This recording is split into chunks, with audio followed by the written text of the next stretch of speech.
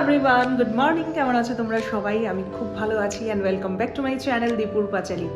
আজকে সকাল বাজে 11:30, মঙ্গলবার, নিরামিষের দিন। সকালবেলা ঘুম থেকে উঠে ব্রেকফাস্ট খাবো। আর আজকে আমি আছি, কারণ আমার আজকে ছুটি। আজকে হোলি, মানে আজকে ঠাকুরের হোলি, আজকে চন্দ্রগ্রহণ প্লাস ঠাকুরের হোলি। আজকে হোলিকা দেখেন অনেক জায়গায় বিভিন্ন রকমের, মানে বিভিন্ন জায়গায় বিভিন্ন রকমের মানে সেলিব্রেশন হয় আজকে। তো আজকে কি বিশেষ কি করে হয়েছে? খায়া আমাকে এক ফোঁটা দাও নিয়ে আর ফার্স্টের দিনই তো কত তো হয়ে গেছে। আমি তো একদম এতদিন লাগাই উদ্দুর খাই। মানে যাওয়ার আগে যা তোমার জিনিস সব শেষ করে আসবো না আমি চলে যাচ্ছি। আমি 1 মাস থেকেছি, আমার হয়ে গেছে, আমার মন প্রাণ সব ভরে গেছে। আমার ঘর জায়গা ভাই, আমি ঘর জায়গা।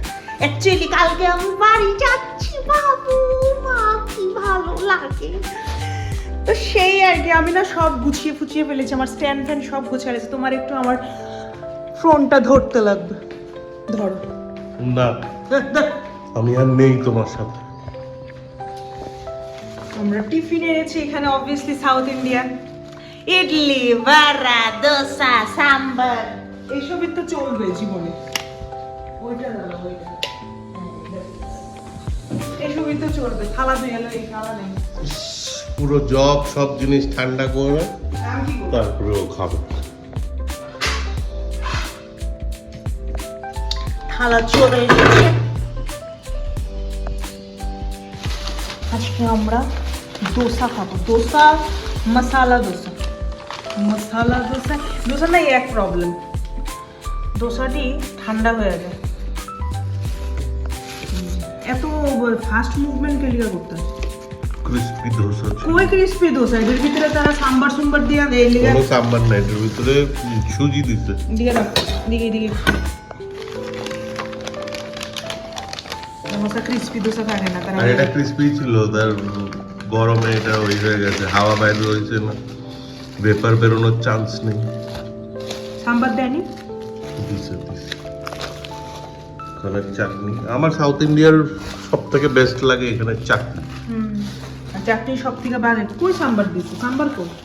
কিন্তু সব চাটনি। ওই যে ওইদিকে ফেলাইছো, দেখো নি, এটাই তো সাম্বার। ইডি সাম্বার। তোমার কপাল বালা যে আমার লোকে বিয়ে দিছো তুমি। কেন? না গিয়ে কি বাজে টেস্ট। চাকরি দেখা লাভ নেই। বড়াও দেখো, বড়া বসি বড়া।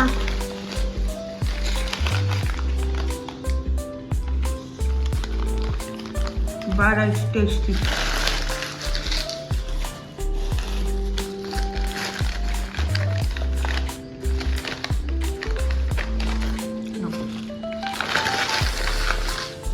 এটার মধ্যে কি ইডলি? না, আমি আগে খেয়ে নেবো এবারের দিকে।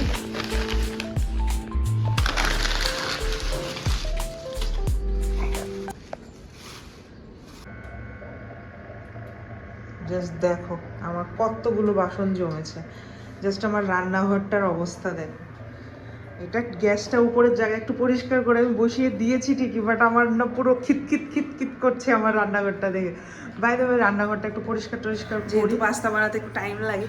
এখানে একটা লাইট আছে, লাইটটা সাউন্ড করে আমার বড় বিরক্ত লাগে। দরকার নেই আলোর, লাগবে না আমার আলো, আমার এইটুকুনি যথেষ্ট। পাস্তা সিদ্ধ হতে হতে আমার বাসনগুলো ধোয়া হয়ে যাবে। চল ধুয়া ফেলাই, ধুইয়া ফালাই।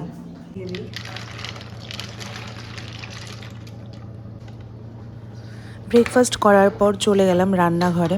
আর রেগুলার অনেকটা সময় রান্নাঘরে কাটানো এখন আর ভালো লাগে না। সেই জন্য ডিসাইড করলাম একটু পাস্তা বানাই। ও বাড়িতে আছে, পেটও ভরবে। আর একদিন পরে তো আমি যাচ্ছি ও বাড়ি, মানে আগরতলা যাচ্ছি, ত্রিপুরায় যাচ্ছি। তো সব কিছু ঘরে যা যা আছে সব কিছু শেষ করে আমার দিয়ে যেতে হবে। নাহলে আমি যাওয়ার পর ও এমন কোনো কিছুই রান্না করবে না যেগুলো আমার ছোটোখাটো যে বাজারগুলো পড়ে আছে সেগুলো শেষ হবে। তো এই যে কথা বলতে বলতে কখন আমাদের বাসনগুলো মাজা হয়ে যাচ্ছে। বাসনগুলো মাজার আগে আমি টুকটাক পাস্তার জন্য যে পেঁয়াজ, কাঁচা লঙ্কা, আদা, রসুন ছিল সেগুলো আমি কেটে রেখে দিয়েছি। ওইদিকে টমেটো বসিয়েছি। টমেটো দিয়ে একটা সস বানাবো, যেটা রেড সস দিয়ে বানাবো। আমরা খুব কমই হোয়াইট সস দিয়ে পাস্তা খাই। এই যে টমেটো গুলো প্যানের মধ্যে একটা কড়াইতে তেল নিয়ে হালকা একটু সতে করে নেবো। এর সাথে একটু শুকনো লঙ্কা আস্ত যেটাকে বলি, তো এটা তোমরা তোমাদের টেস্ট অনুযায়ী দেবে। রসুন দিলাম।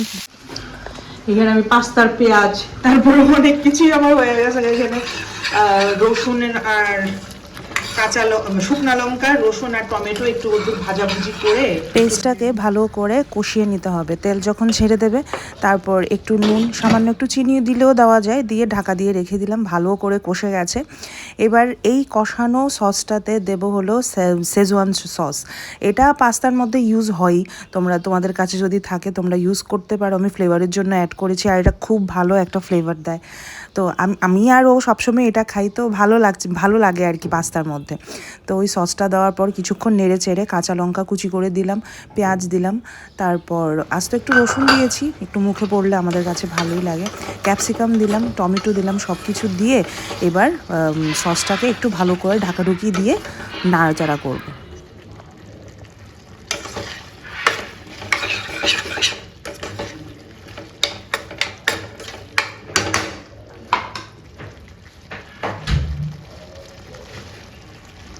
পাস্তা তো অনেকজনই বানায়, কিন্তু ঘরে কিভাবে সস বানানো যায় সেটা জাস্ট তোমাদের কাছে শেয়ার করব বলে ভিডিওটা করা। অনেকজনই হোয়াইট পাস্তা খাও, তারপর রেড সস পাস্তা খাও। আমি রেড সস পাস্তাটাই সব থেকে বেশি ভালো বানাই বাড়িতে। তো একটু সামান্য চিনিও দিয়ে দিয়েছি, যেহেতু আমার কাছে ম্যাগি সসটা ছিল না, মানে আমরা নর্মাল যে ক্যাচআপ খাই সেই ক্যাচআপটা আমার কাছে অ্যাভেলেবেল ছিল না তখন, তাই সামান্য একটু চিনি দিয়ে দিলাম। আর এই যে আমার সস একদম রেডি। তো এখন এটার মধ্যে ঢেলে দেবো হচ্ছে গিয়ে পাস্তাগুলো দিয়ে ভালো করে নাড়াচাড়া করে নামিয়ে নেব। হয়ে গেছে আমাদের লাঞ্চ একদম রেডি, 1 পট মিল।